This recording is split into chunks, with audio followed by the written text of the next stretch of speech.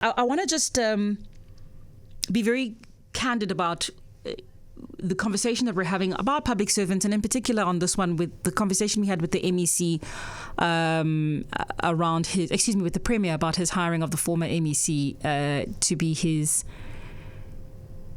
special advisor, and the conversation we're having about what's happening within the province.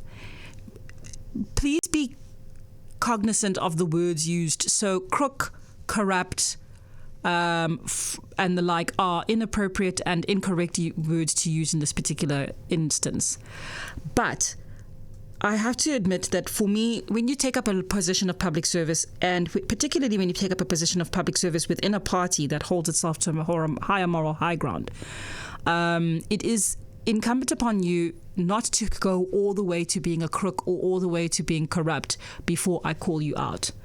Lies are an issue. Lies about your actual qualification and whether or not you are actually fit to do the job, and not just on your CV, but on the government website of the Western Cape, under your name, MEC.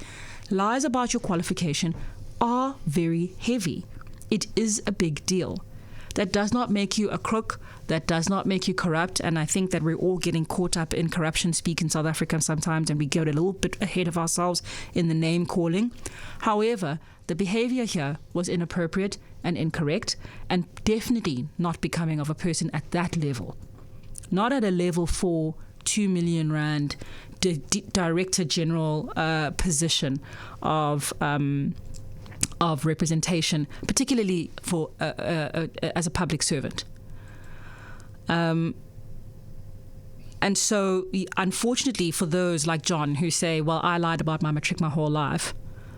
Again, I do hope you feel proud of yourself, John. I do hold Bonginkosi Madikizela to a far higher bar. I don't know where John worked, but I know he wasn't a part of the people that I necessarily voted for. And in a country that's losing its social fabric to such an extent, and losing people to look up to, it's absolutely unacceptable, and it's absolutely inappropriate for leaders to tell us that it's okay that 3 different circumstances of 3 different leaders that have not been called to order unless they were prompted by a leak in the press, pushed to do so by a potential leak in the press, or pressed to do so by charges that were charged in a criminal court of law. They might not have done anything, and therefore they've done enough.